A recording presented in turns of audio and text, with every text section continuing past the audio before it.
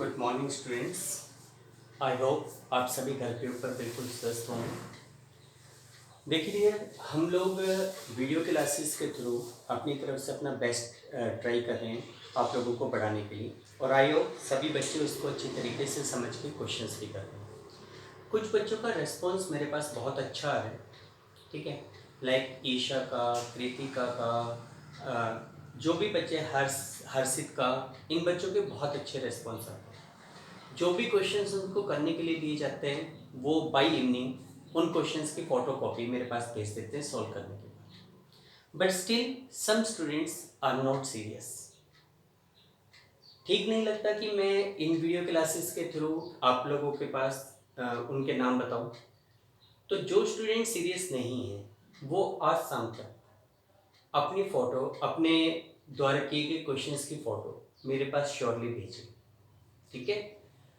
देखो, अब हम लोग आगे कंटिन्यू अपने टॉपिक को करते हैं। जो हमारा टॉपिक चल रहा था accounting treatment of goodwill in case of admission of a new partner, उसी टॉपिक को हम लोग करने जा रहे हैं। तो देखिए, इसके लगभग हमने 32 इलस्ट्रेशंस तक सॉल्व किए थे। 32 इलस्ट्रेशंस के बाद नेक्स्ट टॉपिक के ऊपर मूव करते हैं। कुछ टॉपिक वही है, एक्चुअल में इसमें नाम दिया हुआ है कि when the amount of goodwill या premium is withdrawn fully by the old partner. हमने टॉपिक पढ़ा हुआ है और उससे रिलेटेड क्वेश्चंस भी कर लिए हैं कि अगर नए पार्टनर के द्वारा लाए गए गुडविल के अमाउंट को ओल्ड पार्टनर्स के द्वारा फुल्ली और पार्शियली विथड्रॉ किया जाए, तो हमने पढ़ा हुआ है कि उसमें स्टार्टिंग दो एंट्री सेम होगी। पहली cash account debit to premium for goodwill, premium for goodwill account debit to old partners capital. अगर वो उस पैसे को विथड्रॉ करते तो एक एंट्री और बन जाएगी old partners capital account debit to bank account. तो देखो, इसी से रिलेटेड एक इलस्ट्रेशन है हमारे पास, इलस्ट्रेशन नंबर 33। देखो, इलस्ट्रेशन 33 में एक्चुअल में बार बार पार्टनर्स को इंक्लूड किया जा रहा है। जैसे ये कह रहा है A and B are partner sharing profit in the ratio of 3:1। On 1st of April 2018 they admit C into partnership for 1/5 shares who pays 50,000 as premium privately। आप लोगों को बताया हुआ है कि जब प्राइवेटली पे किया जाता है तो कोई एंट्री नहीं की जाती। फिर ये कहता है कि on 1st of April 2019 they admit D into partnership for 1/6 shares who bring 40,000 as premium, 75% of which is withdrawn by the existing partner। और जो पैसा डी लेकर आ रहा था उसका 75% अमाउंट एग्जिस्टिंग पार्टनर ने विथड्रॉ कर लिया। आगे कह रहे कि on 1st of April 2020 after 1 year they admit E who brings 60,000 as premium which is retained in business past journal entry। Actual में क्वेश्चन में नया कुछ नहीं है। इस क्वेश्चन के 3 पार्ट बनेंगे। सबसे पहले accounting treatment of goodwill and calculation of new ratio on admission of C, फिर on admission of D and on admission of E. इस क्वेश्चन को 3 अलग अलग पार्ट में आपको सॉल्व करना है, ठीक है। तो देखिए बेटा, इस क्वेश्चन को आप लोग खुद करके देखेंगे, क्वेश्चन में कुछ भी नहीं है। नेक्स्ट क्वेश्चन के ऊपर मूव करो। देखो, इलस्ट्रेशन नंबर 34 में आपको कहा गया A and B are partner sharing profit and loss as 2:1। दो पार्टनर है ए और बी, दोनों का प्रॉफिट शेयरिंग रेशियो 2:1 था। C and D are admitted and profit sharing ratio becomes 4:2:3:1। यानी कि जो रेशियो था वो चारों का बता दिए गए सी और डी के एडमिशन के बाद। Goodwill is valued 2 lakh. अब ये गुडविल किसकी 2 लाख वैल्यूड की गई है? No doubt this is the goodwill of firm. इसमें ये 2 लाख रुपए फर्म की गुडविल दी गई है। वो इसलिए दी गई है ताकि हम सी और डी के हिस्से को कैलकुलेट कर सके। आगे कह रहे हैं D brings required goodwill and 50,000 for cash for capital. देखो, डी अपने हिस्से की जो रिक्वायर्ड गुडविल है वो पैसा और 50,000 रुपीज का कैश कैपिटल के लिए ला रहा है। यानी कि 50,000 तो कैश में ला रहा है कैपिटल के, और गुडविल का जो भी अमाउंट बनता है वो पैसा भी कैश में लाएगा। C brings in 50,000 cash, 40,000 worth stock as is capital. C 50,000 rupees का कैश और 40,000 रुपीज का स्टॉक ये तो लाएगा as a capital, and in addition required amount of goodwill in cash, और इसके अलावा गुडविल का जो पैसा बनता है वो भी कैश में लेके आएगा। Show the necessary journal entry, journal entry पास करनी है। तो देखो बेटा, इसमें आपके पास कितनी जर्नल एंट्री बनेगी भाई? एक तो सी के द्वारा कैश में पैसा लाया जाएगा गुडविल का और कैपिटल का, डी भी पैसा लाएगा। एक एंट्री सी के द्वारा पैसा लाने की, एक एंट्री डी के द्वारा पैसा लाने की, और एक एंट्री सी और डी के हिस्से की गुडविल को डिस्ट्रीब्यूट करने के लिए। 3 और 4 एंट्रीज का आप छोड़ दीजिए स्पेस, आपने जर्नल में स्पेस छोड़ दिया।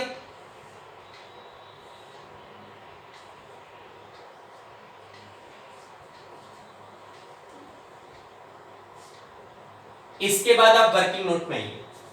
वर्किंग नोट में एक तो क्या करना है, आपको पार्टनर्स का सेक्रीफाइस रेशियो निकालना है। वर्किंग नोट नंबर 1 में यहां लिखेंगे calculation of sacrifice ratio, that is sacrifice ratio is equal to old ratio minus new ratio. अब आपके सामने क्वेश्चन में ओल्ड रेशियो भी गिवन है, न्यू रेशियो भी गिवन है। सबसे पहले ए के लिए कैलकुलेट कीजिए। ए का जो ओल्ड रेशियो है दैट इज 2/3, ए का जो न्यू रेशियो है दैट इज 4/10। तो यहां से बेटा 30 एलसीएम, 10 10 2 जा 20 माइनस 3 3 4 जा 12। ए का जो सेक्रीफाइस है वो 8/30 है। इसी प्रकार बी के लिए निकालो। ओल्ड है 1/3, न्यू है बी का 2/10। तो यहां से भी बेटा 30 एलसीएम, तो यहां से 10 10 को 1 से मल्टीप्लाई करेंगे 10 माइनस 3 2 जा 6 4/30। अच्छा, सी और डी का कुछ निकालने की रिक्वायरमेंट नहीं है because C and D both will be gainer. तो यहां लिख देंगे सैक्रिफाइस रेशियो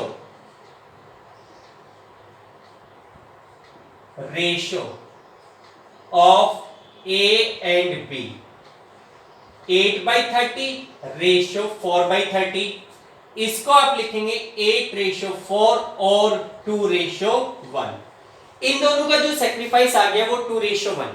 एक तो आपको ये चाहिए, दूसरा आपको इस क्वेश्चन में चाहिए कि भाई how much amount C and D will brought for their share of goodwill. भाई सी और डी को गुडविल का कितना पैसा लेना है, क्योंकि उसमें केवल ये कहा गया है कि सी ड्रिंग नेसेसरी अमाउंट फॉर गुडविल, तो उसके हिस्से की गुडविल कितनी है वो पता होना चाहिए। तो उसके लिए आपको फर्म की टोटल गुडविल पता है 2 लाख, तो उस हिसाब से सी के हिस्से की कितनी गुडविल हो गई, सीज शेयर ऑफ गुडविल।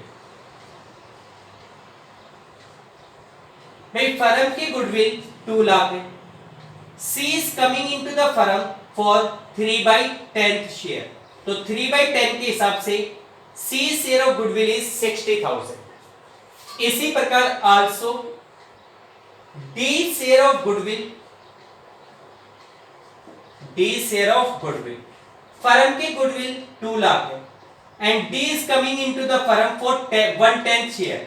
इसका मतलब D have to brought ₹20,000 for his share of goodwill. D को गुडविल के रूप में कितने पैसे लेकर आने पड़ेंगे, 20,000। C have to brought 60,000, D have to brought 20,000। अब इस क्वेश्चन में आपको इसके रिगार्डिंग जर्नल एंट्रीज पास करनी है। तो देखो इस क्वेश्चन में ये कहा गया था डी ब्रिंग्स, पहले डी को छोड़ो, पहले सी के ऊपर आओ। C bring 50,000 cash, 40,000 stock as capital and required amount for goodwill.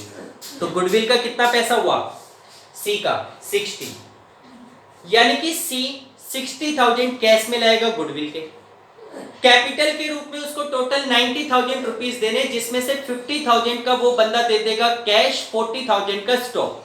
तो अब सी टोटल कैश कितना दिया, 60 की गुडविल कैश में और 50,000 कैपिटल के कैश में, 1/10 तो वो देगा कैश, और 40,000 रुपीज का सी क्या दे रहा है फर्म को, स्टॉक दे रहा है। तो देखो पहले सी पैसे लेकर आ रहे हैं, तो उसके लिए एंट्री क्या करेंगे, एक तो वो कैश में पैसा ला रहे हैं तो बैंक अकाउंट डेबिट। अच्छा 40,000 रुपीज का वो बंदा क्या दे रहा है, स्टॉक दे रहा है, फर्म में जो भी चीज आती है उन सबको क्या करेंगे, डेबिट। तो बैंक अकाउंट डेबिट। इसी प्रकार वो स्टॉक दे रहे हैं, stock account debit to C's capital account and to premium for goodwill account, premium for goodwill account. Total amount जो सी के द्वारा कैश में दिया जा रहा है दैट इज 1,10,000। स्टॉक वो कितने का दे रहा है, 40,000 का। इसमें से सी की कैपिटल कितने की हो गई, टोटल कैपिटल उसकी हो गई 90,000 और उसके हिस्से की गुडविल कितनी हो गई, 60,000 की। यहां पे लिख देंगे cash and stock brought in by C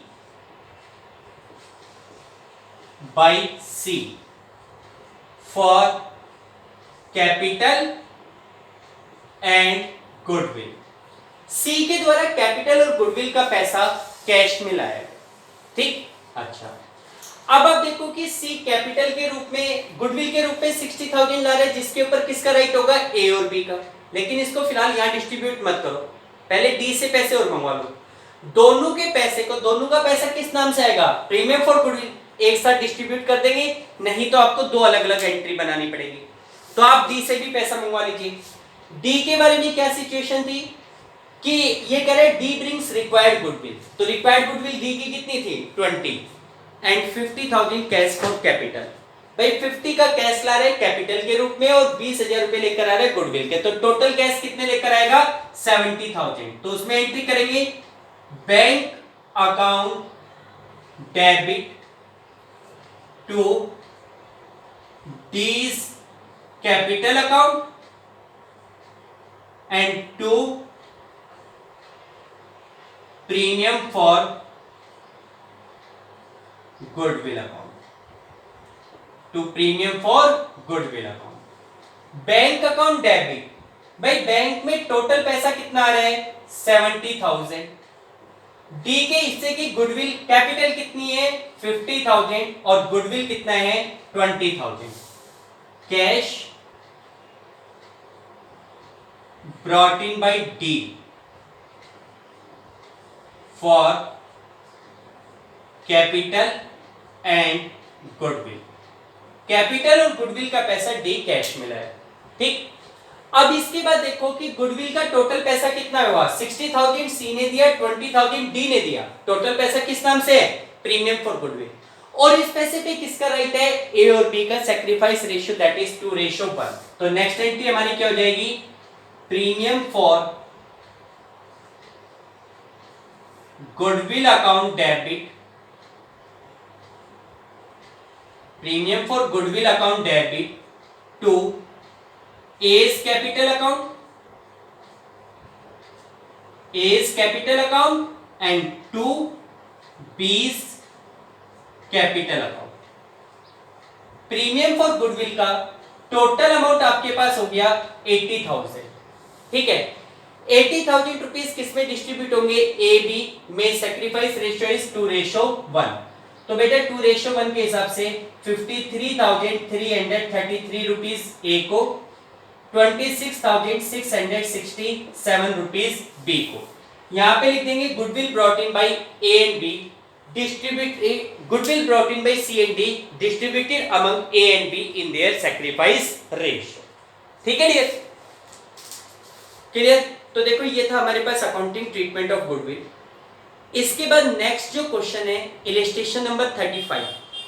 actual में ये क्वेश्चन इसी प्रकार का क्वेश्चन है, क्वेश्चन में कोई चेंज नहीं है, सिर्फ जो बात है इस 35 क्वेश्चंस में वो है calculations of goodwill.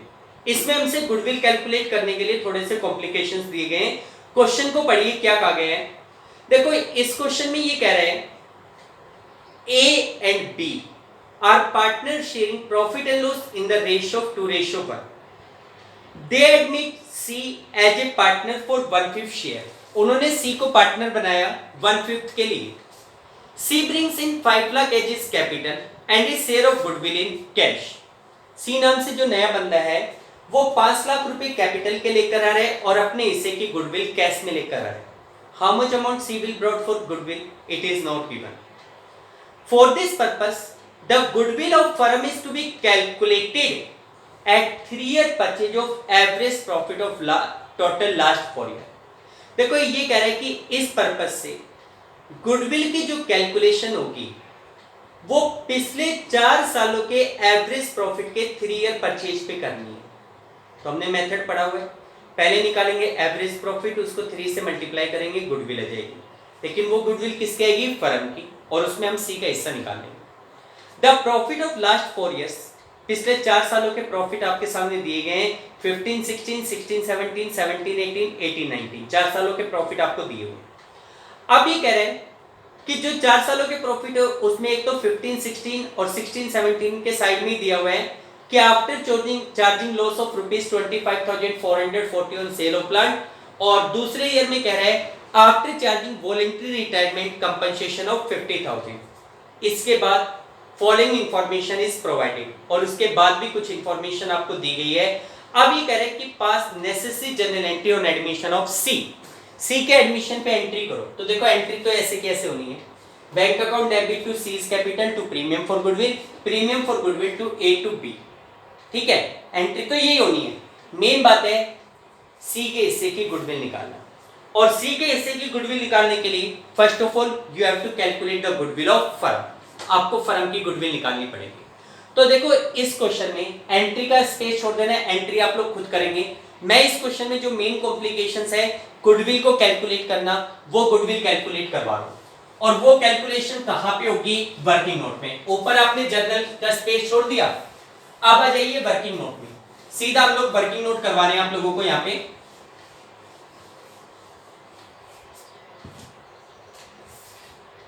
Working note, इसमें हम लोग सबसे पहला वर्किंग नोट लिखेंगे, कैलकुलेशंस ऑफ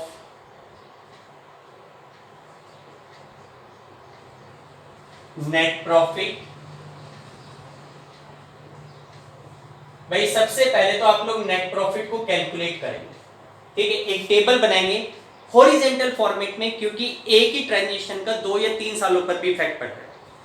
ईयर कौन कौन से दिए हुए हैं आपके पास?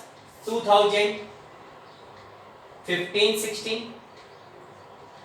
15, 16, 2016, 17, 2017, 18 और 2018, 19, ये 4 इयर्स आपके पास दिए हुए। अब सबसे पहले लिखिए इन 4 इयर्स का प्रॉफिट कितना है जो हमें गिवन है। तो भाई इन इयर्स का प्रॉफिट आपके पास दिया हुआ है 1,60,000। फर्स्ट ईयर में था 1,60,000 का प्रॉफिट। सेकेंड ईयर का जो प्रॉफिट है दैट इज 140। थर्ड ईयर में प्रॉफिट आपके पास गिवन है 2,50,000 and fourth year profit is 2,40,000। ये 4 सालों के प्रॉफिट आपके सामने दिए हुए।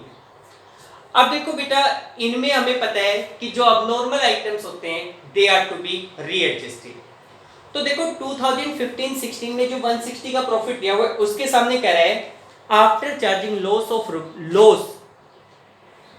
25,440 ऑन सेल ऑफ प्लांट। भाई हमने कोई प्लांट बेचा, उसके ऊपर 25,440 का लॉस है, वो हमने अपने प्रॉफिट में से लेस कर रखा है, जबकि प्लांट एक फिक्स एसेट्स है।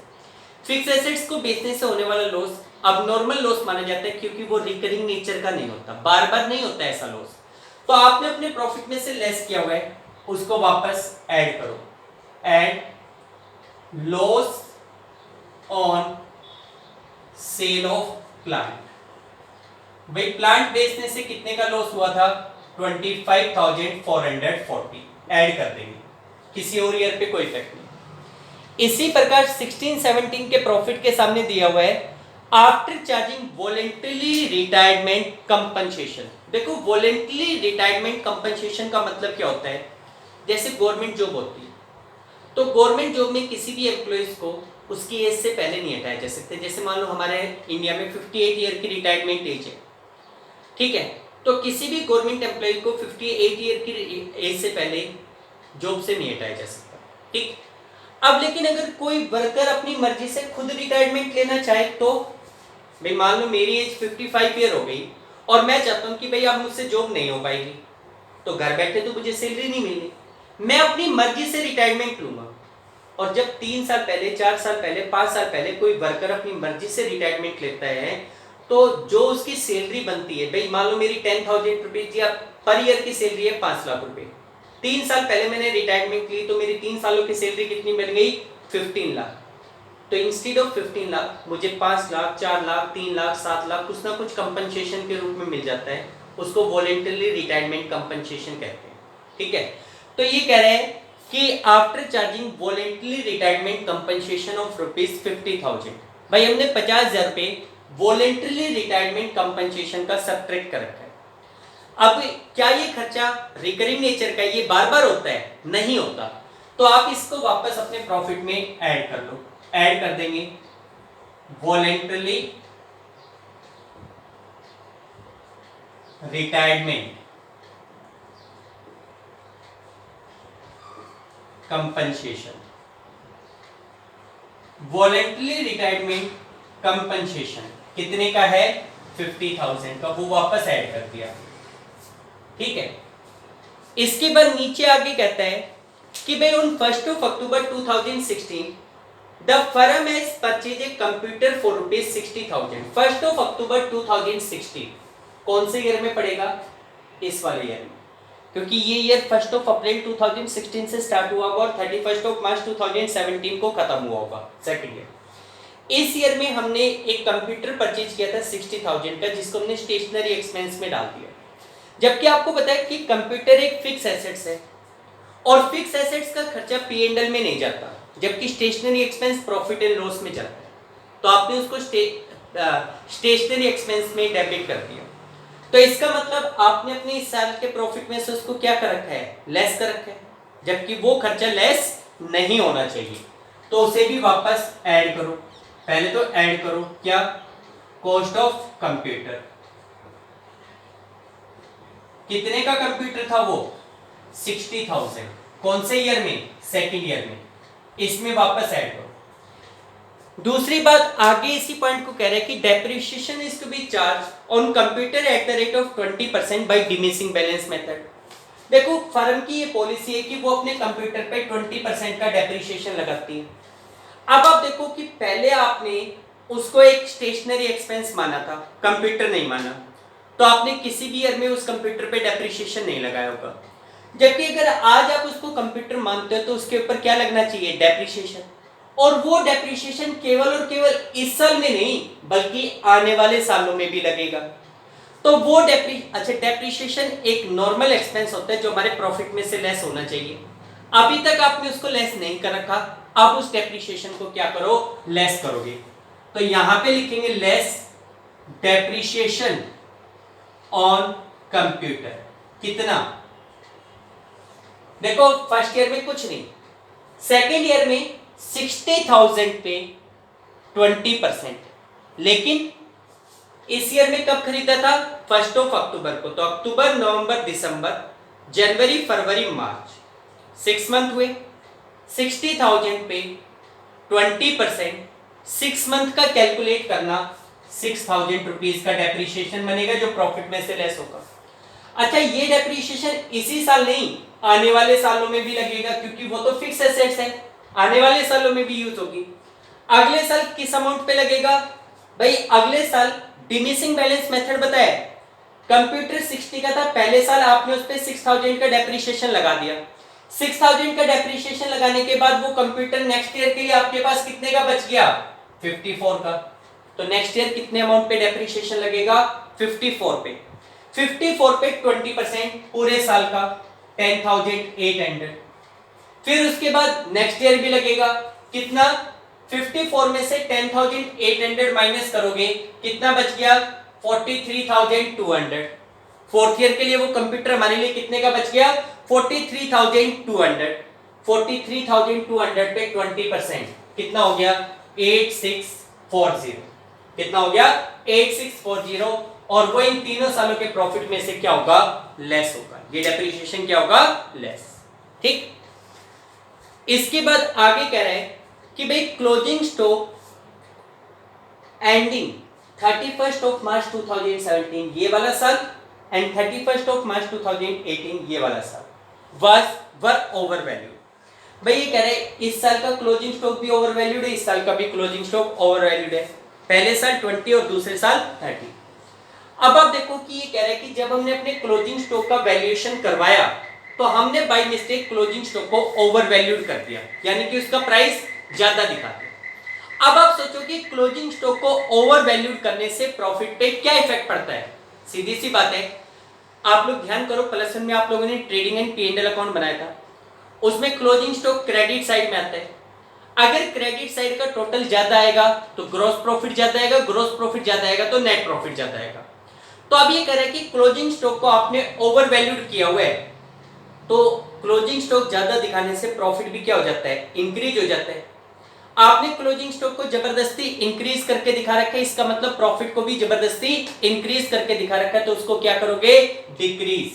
तो यहां पे क्या करेंगे, लेस, यहां पे लिखेंगे closing stock over valued, over valued. कौन कौन से ईयर का, 31st ऑफ मार्च 2017 का और 18 का। 17 का जो क्लोजिंग स्टॉक है that is over valued bye ₹20,000 और अगले साल का जो क्लोजिंग स्टॉक है that is over valued bye ₹30,000। ठीक, अच्छा इसी पॉइंट का एक इंपैक्ट और होगा, सोचो जरा, इस साल का क्लोजिंग स्टॉक नेक्स्ट ईयर का क्या कहलाता है, ओपनिंग स्टॉक कहलाता है।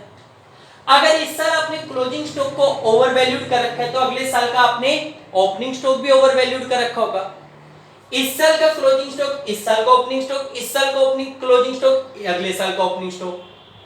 तो अगर ये 20 ज्यादा है तो यहाँ पे ओपनिंग स्टॉक 20 ज्यादा होगा, और ओपनिंग स्टॉक ज्यादा दिखाने से प्रॉफिट क्या हो जाता है, कम। तो इसका मतलब अगले साल का, इस साल का जो प्रॉफिट है वो 20,000 कम है, इस साल का प्रॉफिट 30,000 रुपए कम है, तो उस प्रॉफिट को क्या करो, इंक्रीज करो।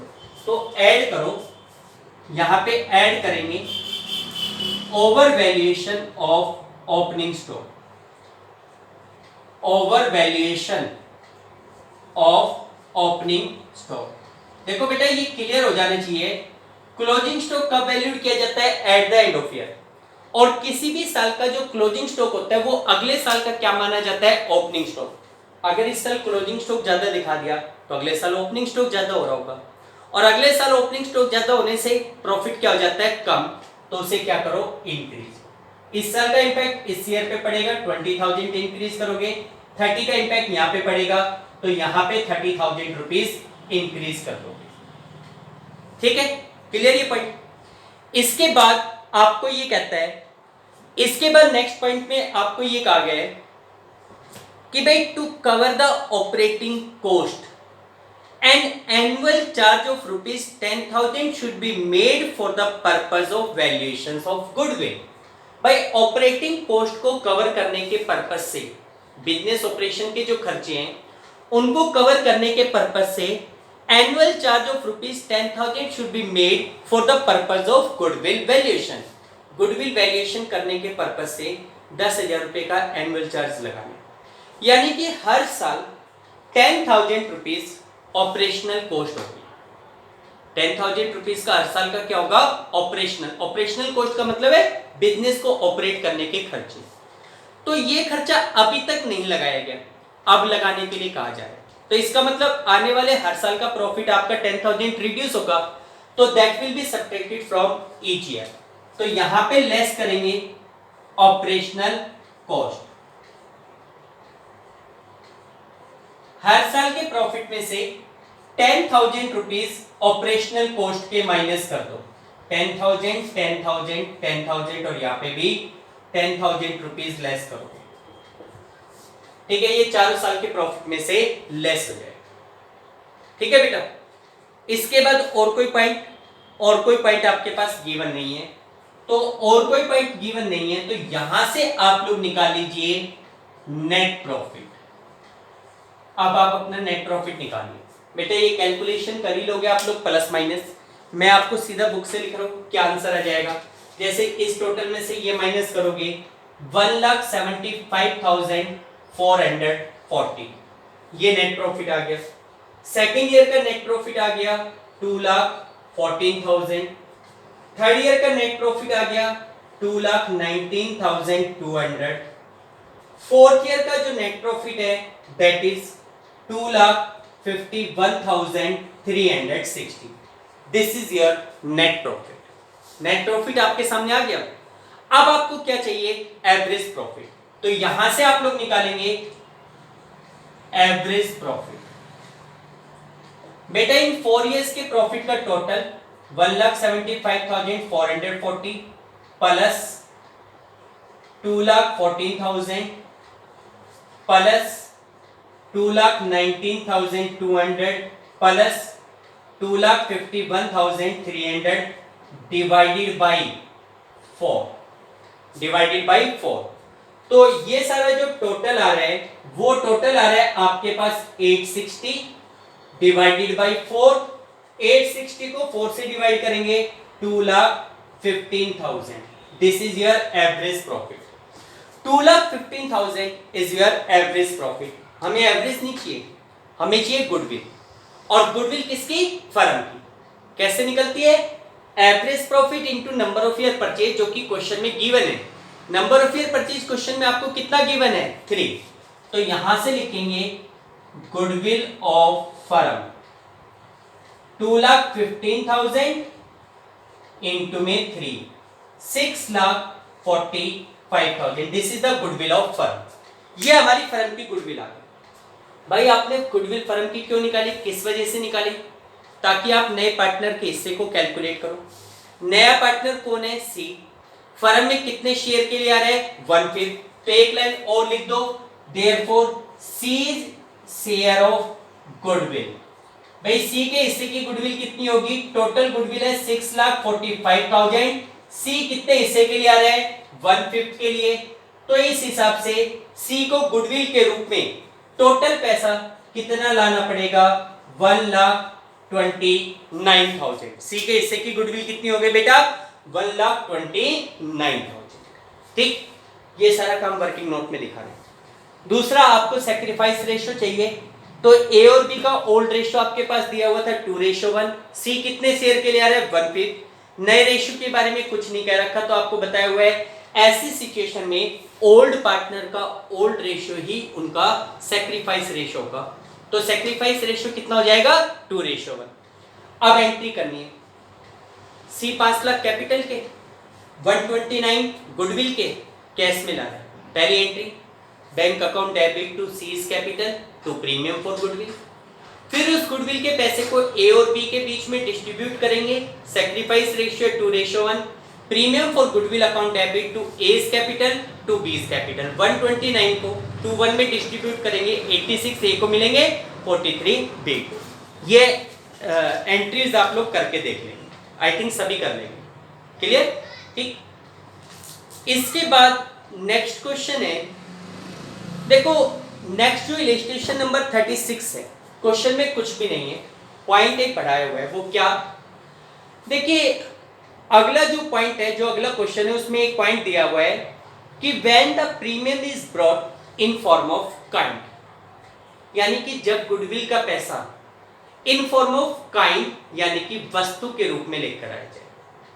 देखो अभी तक के हमने जो क्वेश्चंस किए, उन क्वेश्चन में जैसे नया पार्टनर आता था, हम लोग एंट्री कर रहे हैं bank account debit to premium for goodwill या cash account debit to premium for goodwill. उसमें हम लोग ये मान रहे हैं कि नया पार्टनर जब फर्म में आ रहा है तो he is bringing his share of goodwill in cash. ठीक है, लेकिन एक बात सोचो, नए पार्टनर को आपने किस लिए इंक्लूड किया? ताकि वो फर्म में पैसा लेकर आए। उस पैसे से आप क्या करोगे? नो डाउट आप नए पार्टनर से पैसा मंगवा रहे हो, तो उस पैसे का आप कोई ना कोई यूज तो करोगे। बिल्डिंग खरीदोगे, मशीन खरीदोगे, फर्नीचर खरीदोगे। ठीक है, तो कई बार क्या होता है कि जो नया पार्टनर है वो ये कहता है कि भाई मैं पैसा लाऊंगा, उस पैसे से तुम लोग ये एसेट्स खरीदोगे। इससे बेटर ही है ना, मेरे पास ये एसेट्स अवेलेबल है, तो आप लोग मुझसे कैश ना लेकर ये एसेट्स ले लो, हमें कोई दिक्कत नहीं। तो अगर बात ये आती है कि नया पार्टनर इंस्टेड ऑफ कैश अगर अपने हिस्से की कैपिटल और गुडविल के रूप में फर्म में कुछ एसेट्स लेकर आए, तो कोई नया काम नहीं है। आप लोग बैंक को जो डेबिट करते थे, बैंक की जगह उन एसेट्स को डेबिट कर देना। जैसे वो बिल्डिंग लेकर आया, बिल्डिंग अकाउंट डेबिट, स्टॉक लेकर आया, स्टॉक अकाउंट डेबिट, मशीन लेकर आया, machine account debit, to premium for goodwill और टू न्यू पार्टनर्स कैपिटल। ठीक, 36 इलस्ट्रेशन कुछ इसी प्रकार का है। देखो उसमें ये कह रहा है कि A and B are partner in a firm sharing profit in the ratio of 7:5। दो पार्टनर है ए बी, रेशियो उनका 7:5 है। On 1st of April 2017, they admit C as a new partner for 1/6 share. उन्होंने C को partner बनाया 1/6 share के। The new ratio will be 13:7:4। ये उनका नया ratio. C contributed the following assets towards his capital and for his share of goodwill. C ने ये कुछ एसेट्स कंट्रीब्यूट किए अपने हिस्से की कैपिटल और अपने हिस्से की गुडविल के रूप में। स्टॉक 60 का, डेटर्स 80 का, लैंड 2 लाख की, प्लांट एंड मशीन 125 की। ऑन द यानी कि टोटल जो उसने एसेट्स दी 60 प्लस 80 140 प्लस 2 लाख 340 प्लस 120 460। उसने टोटल 4,60,000 रुपए की फर्म को एसेट्स दे दी, अपनी कैपिटल के रूप में भी और अपनी गुडविल के रूप में भी। On the date of C's admission, goodwill of firm was valued at ₹750. Record journal entry on admission of C and prepare C's capital account। भाई पहले तो आपको जर्नल करनी है, जर्नल का छोड़ दो space.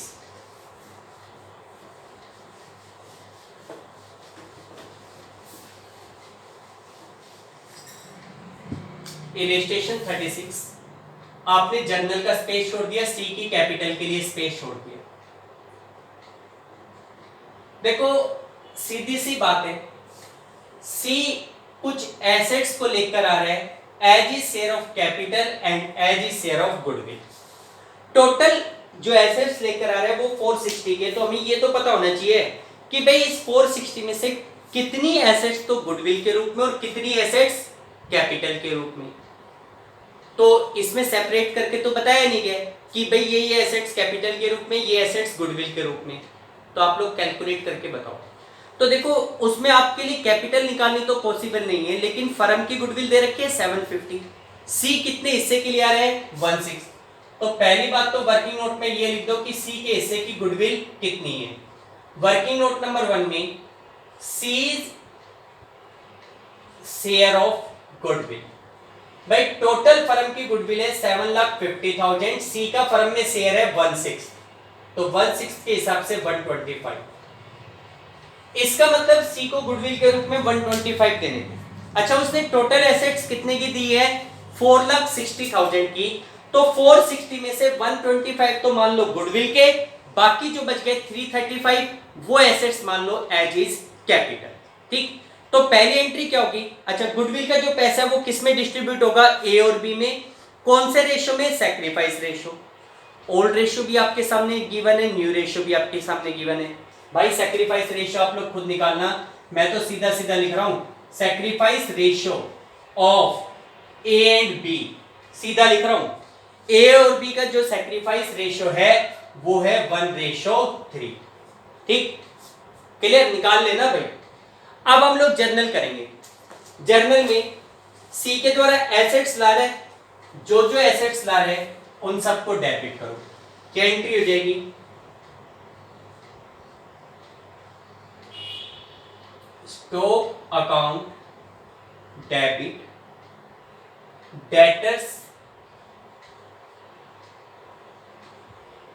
Account debit,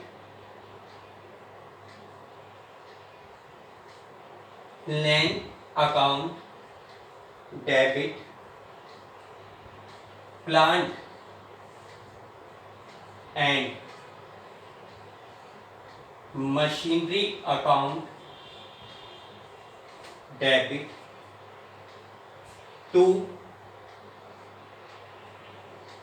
seize capital account, to C's capital account and to premium for goodwill account, to premium for goodwill account.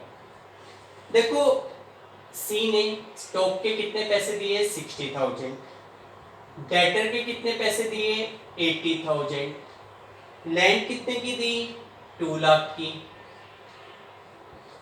Plant and machine कितने की दी गई 1,20,000 की, सी की कैपिटल कितनी हो गई 335 और प्रीमियम फॉर गुडविल का कितना हो गया 125। ठीक है, यहां पे लिख देंगे वेरियस एसेट्स या sundry assets brought in by C for capital and goodwill. भाई कैपिटल और गुडविल के रूप में सी वेरियस एसेट्स लेकर आया। ठीक है, अब सी ने कैपिटल और गुडविल के रूप में डिफरेंट एसेट्स लगाई। अच्छा, उस बंदे ने 1,25,000 रुपीज किस चीज के दिए थे कैपिटल गुडविल के। उस गुडविल पे किसका राइट है ए और बी का। कौन से रेशो में सैक्रिफाइस रेशो दैट इज 1:3। तो इसकी सेकंड एंट्री हो जाएगी premium for goodwill account debit to A's capital account to B's capital account. Premium for goodwill के 125 हो गए। ए और बी में 1:3 में डिस्ट्रीब्यूट कर लो बेटा।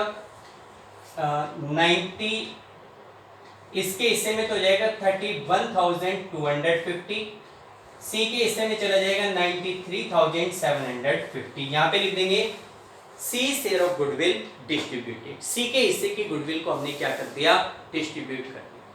ये तो गई जर्नल। एक इस क्वेश्चन में पूछा गया भाई बी का कैपिटल अकाउंट बनाओ। हालांकि इस क्वेश्चन इसका कुछ खास पर्पस नहीं है, सिंपली बनवा रहे हैं।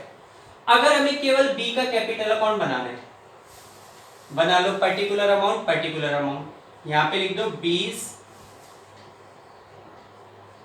Capital account. ठीक है, पर्टिकुलर अमाउंट सॉरी बी नहीं सी's कैपिटल अकाउंट। सी की कैपिटल क्रेडिट हो रही है 335 से। किस नाम से? अब भाई 335 में इसके हिस्से बांटना मुश्किल है, तो आप लोग यहाँ पे केवल और केवल ये लिख दो बाई सन्ड्री एसेट्स अकाउंट। केवल लिख दो बाई सन्ड्री एसेट्स अकाउंट 3,35,000 और यहाँ टोटल, मतलब ये लास्ट में लिख दोगे टू बैलेंस कैरी डाउन। यहाँ पे भी 335 और यहाँ पे टोटल। वैसे ही बनवाया गया, इसका कोई खास पर्पस नहीं। ठीक है बेटा, तो देखो ये कुछ क्वेश्चंस थे हमारे पास। आई होप आप सभी को समझ में आए होंगे। आज हर एक बच्चा सीरियसली 36 क्वेश्चंस एक्सरसाइज के सोल्व करके मेरे पास बाय इवनिंग इसकी कॉपी जरूर भेजिए। ठीक है, okay, thank you, have a nice day.